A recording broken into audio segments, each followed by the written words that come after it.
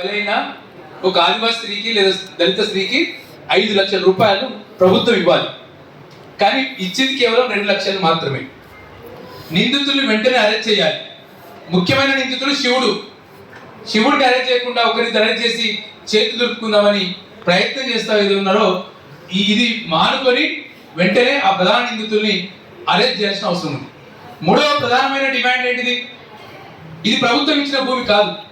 ఈశ్వరమ్మ చెప్పింది, ఈశ్వరమ్మ భర్త చెప్పిండు, ఈశ్వరమ్మ అక్క చెప్పింది, ఇది మా సొంత భూమి, 2.5 ఎకరాలు భూమి మాది ఇది అని చెప్తున్నారు.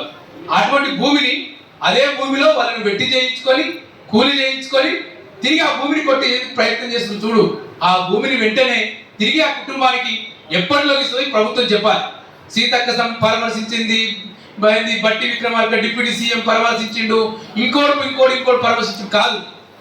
బాధితులు బాధిత తరపున సంఘాలు పెడుతున్న డిమాండ్ ఉన్నాయో ఆ డిమాండ్ పరిష్కరించకుండా, డిమాండ్ను నెరవేర్చకుండా నువ్వు మొసలి కన్నీరు కాల్చితే అది న్యాయం చేసినట్టు కాదనేది మేము ఇవాళ ప్రధానంగా ఆలోచిస్తాం.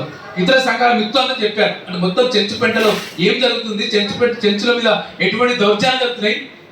ఎక్కడున్నాం మనం? జూపాలి ఇప్పటికీ 3 సార్లు మంత్రి అని కూడా నాకు తెలిసి. అరే నీ మంత్రి నియోజకవర్గంలోనే, కొల్లాపూర్ నియోజకవర్గంలోనే చెంచులకు ఇప్పటికీ రేషన్ కార్డు లేదు, ఇప్పటికీ ఆధార్ కార్డు లేదు, ఇప్పటికీ వాళ్ళు రేషన్ బియ్యం కొనుగోలు చేసి ఇంకో దగ్గర కొనుక్కొని 10 రూపాయల కిలో కొనుక్కొని తినాల్సిన పరిస్థితి వచ్చిందంటే ఈ రాష్ట్రం ఎక్కడుంది? అభివృద్ధి అయిందా? ఎటువైపు పోతూ ఉంది? రెండోది, ఒక నాగర్ కర్నూలు లాంటి ఒక జిల్లా ఆసుపత్రిలో మహిళా డాక్టర్ లేదని చెప్పి మహిళా మాజీ మంత్రులు చెప్పింది. ఎవరాళ్ళు? ఇది ఈ రాష్ట్రాన్ని మేము సాధించినాము, 10 ఏళ్ళు ఈ రాష్ట్రాన్ని అభివృద్ధి చేసినామని చెప్పిన సత్యవతి రాథోడ్ కావచ్చు, లేదు ఇంకొక సవితా ఇందరెడ్డి మాజీ హోంమంత్రి, తర్వాత మొన్నడాక మహిళా శాఖ మంత్రి, మొన్నడాక విద్యాశాఖ మంత్రి, వాళ్ళు చెప్తా ఉన్నారు ఈ రాష్ట్రంలో ఇప్పటికీ నాగర్ కర్నూలు లాంటి ప్రభుత్వ ఆసుపత్రుల్లో మహిళా డాక్టర్లు. సిగ్గు అనిపిస్తుందా మీకు? మీరు 10 ఏళ్ళు ప్రభుత్వ పాలన ఉన్నారు కదా, జిల్లా ఆసుపత్రిలో ఇటువంటి ఒక మహిళా డాక్టర్ ఉండాలని ఒక సోయి ఎందుకు లేకుండా పోయింది మీకు? మీ ప్రాథమిక కేంద్రంలో పెట్టరు, మాకు తెలుసా. మీరు గ్రామీణ ప్రాంతాల్లో, ఆదివాసీ ప్రాంతాల్లో ఉన్న ప్రాథమిక ఆరోగ్య కేంద్రంలో పెట్టరు మీరు.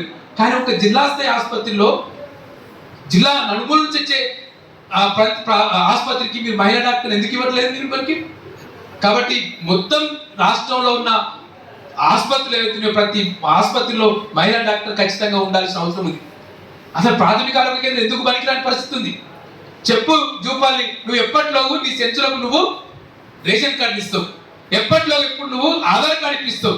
అరే ఆధార్ కార్డు లేకపోతే, రేషన్ కార్డు లేకపోతే మనిషిని గుర్తింపు ఎక్కడుంది? నాకు తెలిసి ఓట్లు ఉన్నాయా మీకు? ఓటర్ కార్డు లేదు, ఓట్లు వేయరా? ఉన్నాయా? ఓట్లు అవుతున్నాయట. అంటే ఓట్లు వాళ్ళకి అవసరం కాబట్టి, వాళ్ళు వేసుకుంటారు కాబట్టి ఓట్లు అవసరము.